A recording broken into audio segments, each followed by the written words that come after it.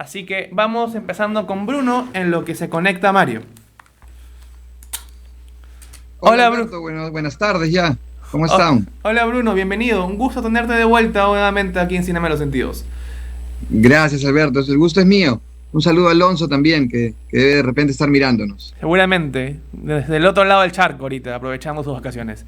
Así que bienvenido otra vez acá para comentar acerca de la historia del Perú, para comentar este tema tan bonito que tanto nos apasiona y que tanto te apasiona a ti y ha caracterizado parte de tu publicación en los últimos años.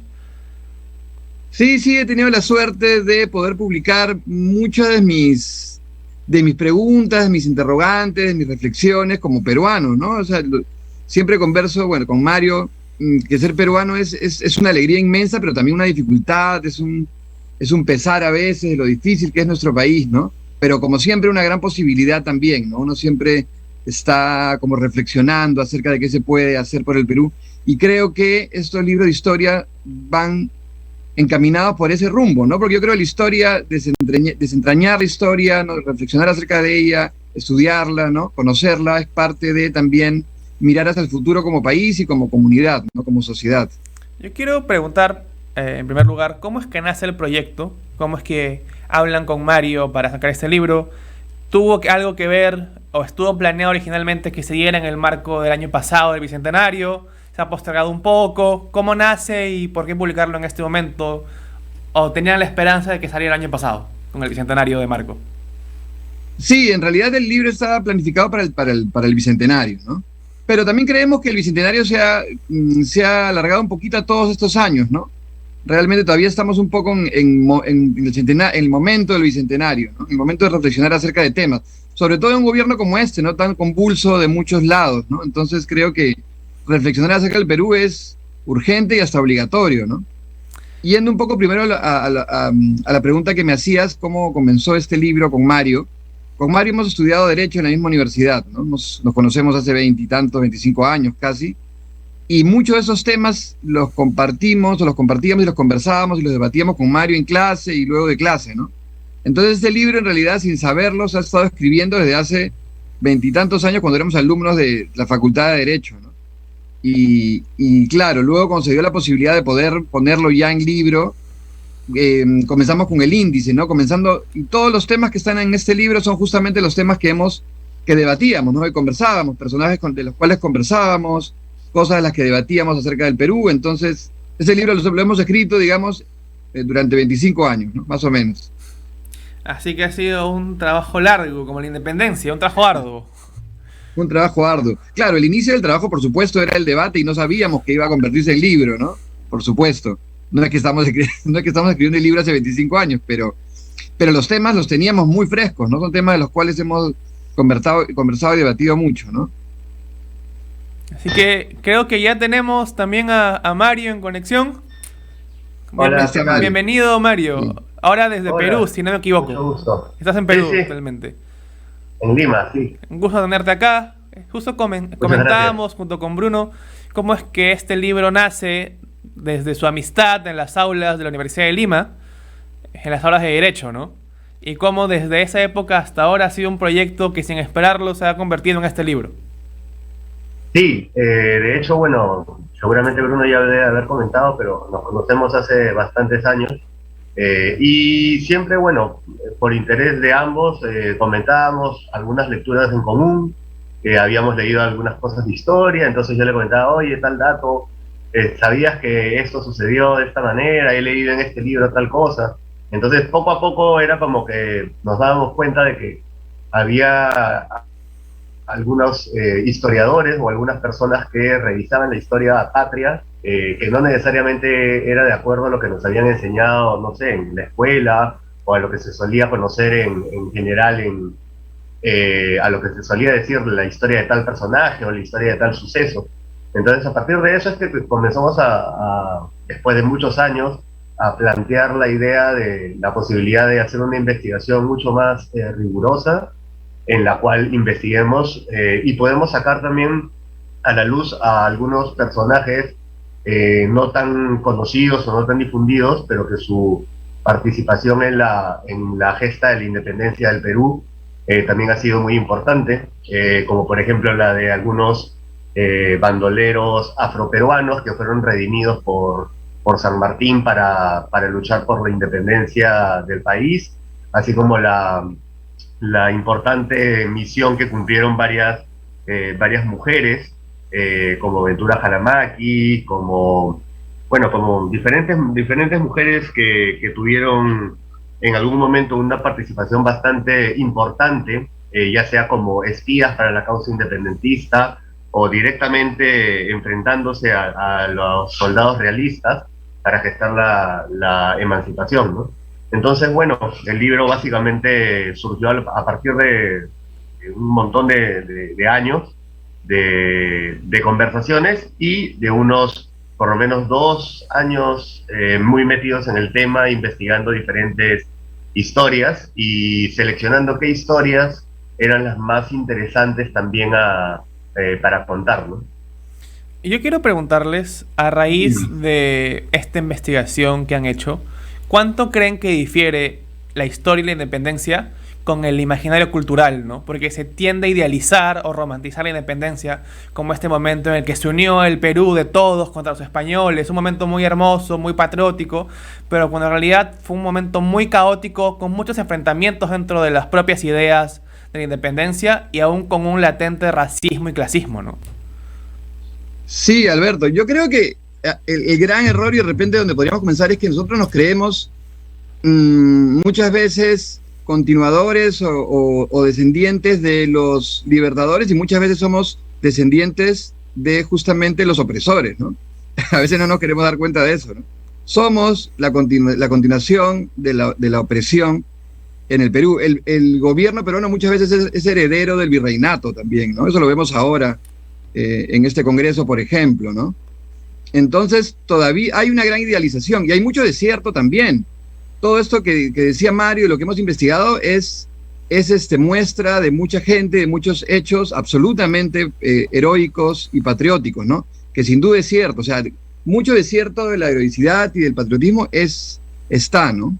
Pero también es cierto, y lo que no queremos ver es que está este otro lado, ¿no? Que somos nosotros los herederos un poco de los opresores. Y por eso está lo que tú decías, de que todavía persiste un gran racismo, de que todavía persisten grandes problemas, de que son grandísimos que tenemos casi 201 años de eternas revoluciones, golpes de estados, dificultad en ponernos de acuerdo, ¿no? No salimos de eso, ¿no? Por eso que la historia es tan importante justo, ¿no? O sea, es algo en lo cual deberíamos adentrarnos justamente para darnos cuenta de nuestros errores, pero no lo hacemos, ¿no? Y repetimos año tras año el mismo rulo. 201 años. Fui a Arequipa el otro día y un señor me dijo, claro, no, entre broma y broma me decía, no hay mal que dure 201 años. Y sí hay, ¿no? En Perú. En gran medida puede ser es un dolor, ¿no? Pero es una posibilidad también, ¿no? Entonces, para eso es este pequeño esfuerzo nuestro, mío y de Mario, para poder reflexionar acerca de algunos temas de la historia del Perú, ¿no? ¿Algo que agregar, Mario? Sí, yo justo quería agregar con lo que dice Bruno, que claro, la historia del Perú, estos 200, un poquito más de años de independencia, también es la gran historia de la marginación del peruano por el peruano, ¿no? Lamentablemente esa estructura colonial que se impuso con la llegada de España al Perú, o del reino español al Perú, se continuó, como bien dice Bruno, en la estructura del aparato gubernamental, en el Estado ya peruano, la República. Y eso es básicamente porque quienes la establecieron siempre fueron los mestizos. Los mestizos que eran descendientes de los españoles afincados aquí, y que básicamente lo que quería la independencia forjada, si bien tenía un tinte de libertad, también bastante de la independencia viene marcada por un tema de la economía, de que estos mestizos ya no querían seguir pagando tributo a España, o ya se habían cansado de tener que estar mandando dividendos a España, y querían también ellos quedarse con, digamos, todo el pastel de la torta, ¿no? Ya creían que podían crear un país con el cual, bueno, manejar el completo del país, y por eso es que la situación de los pueblos originarios del Perú, de los afroperuanos, incluso luego con la llegada de los chinos, de los japoneses, siempre estas se mantuvieron en un ostracismo de la clase dirigencial del Perú. Ellos no eran parte no podían formar parte de la estructura de la sociedad peruana, sino solamente estar en el estamento más bajo. Entonces, por eso es justamente que muchos de los personajes que tocamos en este libro son reflejo de la biografía de ellos, son reflejo de estas personas que fueron marginadas, y de alguna manera queremos hacer hincapié y poner un poco en la palestra para que también se conozca que también ellos, de alguna manera, siendo marginados y todo, también contribuyeron con la causa independentista, esperando que con la independencia y con la creación de una nueva república, ellos también pudieran formar parte del nuevo país creado, pero lamentablemente, bueno, pese a algunos esfuerzos que sí también son encomiables de algunos aristócratas peruanos, que sí tenían esta idea de país para todos, lamentablemente pues la gran mayoría no la tenía así, y por eso es que hasta bien entrado el siglo XX, todavía existía pues ciudadanos en el Perú, peruanos de segunda y hasta de tercera categoría, ¿no? Lo cual es muy lamentable, y bueno, lo cual esperemos que ya se comience a dejar de lado, para que también de alguna manera nos reconciliemos como país, como sociedad, y entendamos de que todos somos peruanos, y que si no estamos todos remando en el mismo sentido, por más de que hayan diferencias que también son sanas en cuanto a política, y es sano debatirlas, entendamos de que todos estamos en el mismo barco, y si no remamos todos para el mismo lado, y si todos no valemos lo mismo ante la ley, como dice la Constitución, pues lamentablemente el barco se va a hundir, ¿no? A veces pareciera que en ciertos aspectos el Perú no ha avanzado tanto en 200 años, ¿no? Porque aún hay racismos latentes, clasismos latentes, diferencias que no son como tantas como tal, pero que ciertos sectores las usan por motivos políticos, para querer diferenciar, ¿no? A veces pareciera que el país en ciertas ideas no ha avanzado como debería. También hablamos del tema de la corrupción, por ejemplo. La corrupción en el Estado peruano está latente desde antes que seamos un país. Y a día de hoy parece no haber solución, y que cada vez está peor, ¿no? ¿Creen que en algunas cosas el Perú sigue siendo el caos institucional, social, que era en el momento de la independencia? ¿O ha habido mejoras más evidentes de las que uno puede creer? Totalmente, ¿no? Es lo que te decía en mi respuesta anterior. Somos la continuación del virreinato, ¿no?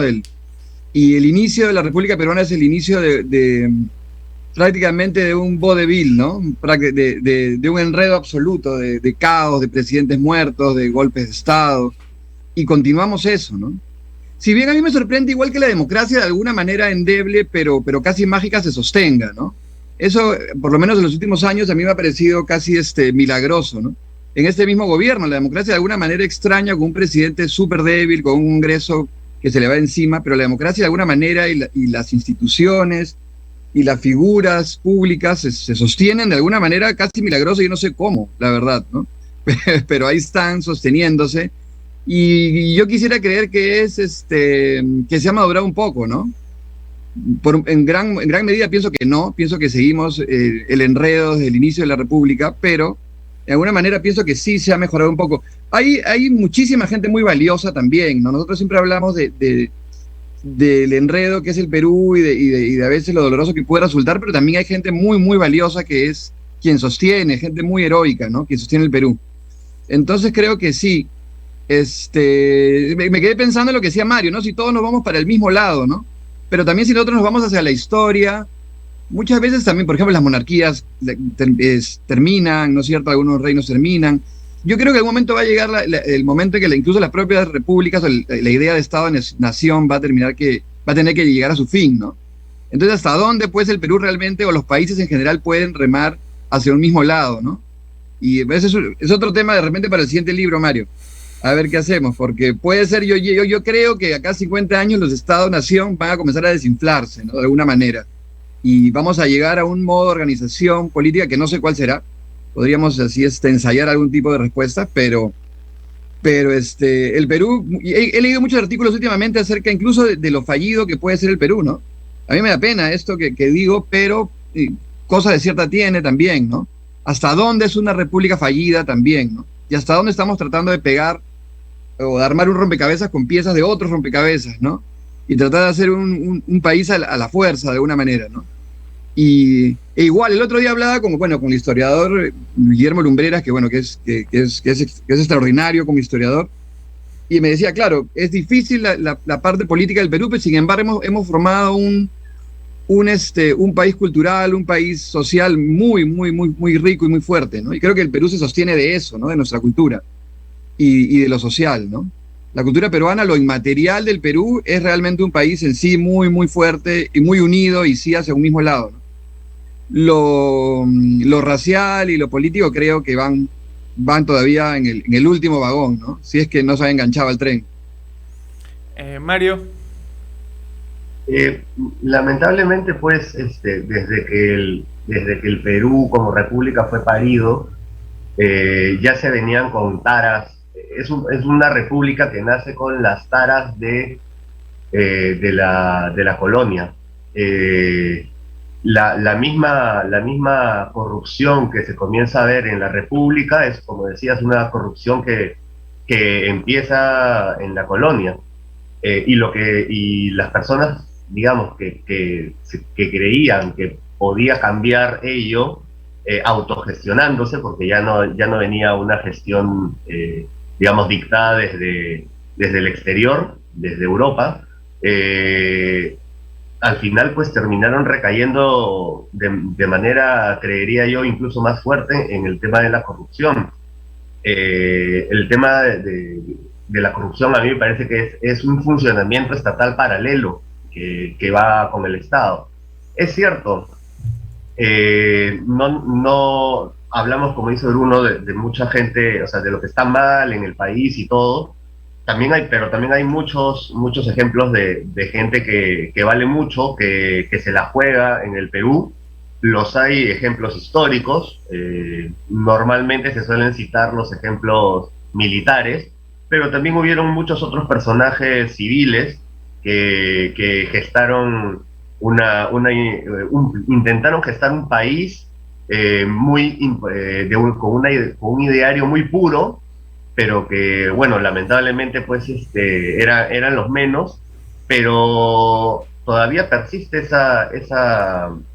ese ideal en algunas personas, ¿no? Lo podemos ver en algunos funcionarios públicos, de repente no tanto en el Congreso, pero en algunos lugares como la Fiscalía podemos ver ciertos rezagos de querer hacer las cosas bien por el Estado, ¿no? De no ser un país de 30 y tantos millones de egoístas que solamente ven por el bienestar propio, sino que ven un poco más allá de sí, y ven a la sociedad peruana para dejarle algo a la sociedad peruana, para construir algo en la sociedad peruana. Y si bien es cierto, como comenta aquí mi colega, el Perú es muy rico en cuanto a lo cultural y a lo tradicional, que se ha podido sumar a lo que ya existía aquí antes de la colonia, y que ha generado, me parece a mí, un sincretismo como pocos países en el mundo lo pueden tener, para lo bien y para lo bueno y para lo malo.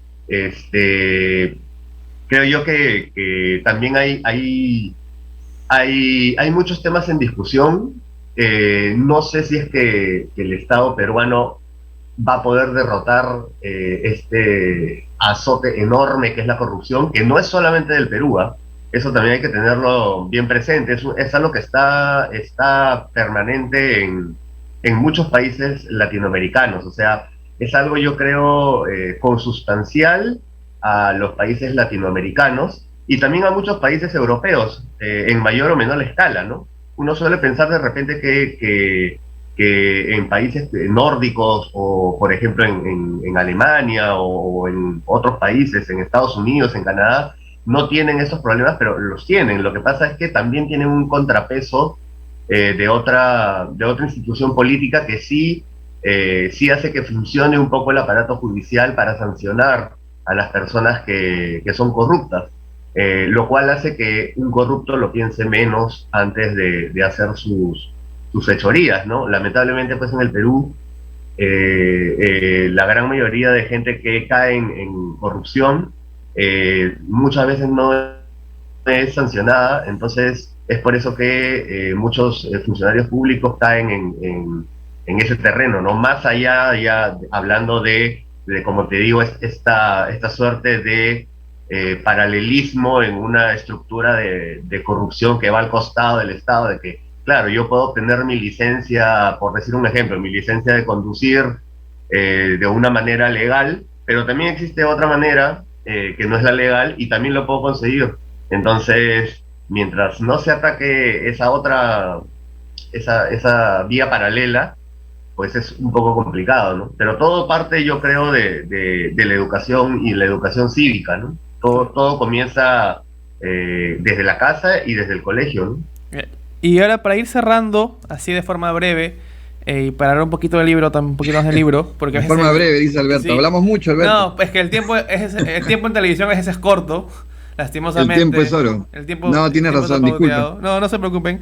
¿Qué historia, mientras escribían, descubrían el libro, mientras hacían la investigación, analizaban, les ha sorprendido y no la conocían, no la esperaban, o les ha sorprendido, o es su preferida? Yo, por ejemplo, quise destacar la de Ventura Calamaki, la heroína ayacuchana que participó en el ataque al cuartel de Santa Catalina, ¿no? Que es un ejemplo del papel de las mujeres peruanas en la independencia. Total. ¿Ustedes qué historia destacan dentro del libro, ¿no? ¿O qué historia les ha sorprendido o no conocían? A mí me viene a la mente siempre la historia que debatimos con Mario en el libro acerca del territorio peruano, ¿no? Cuando comenzó la República heredada al virreinato, teníamos un poco más de 2.300.000 kilómetros cuadrados, ¿no? Y hoy tenemos 1.300.000 aprox, ¿no? ¿Dónde se nos fue 1.000.000 de kilómetros cuadrados? Casi medio país, ¿no? Ese es un tema que me gusta mucho porque es un tema de debate, ¿no? Un tema de por qué hemos dejado que eso suceda. O sea, ahí pueden haber muchas respuestas, ¿no? No sé si las vamos a dar ahora, pero ya que me preguntas cuál es el tema que más me gustó, es ese.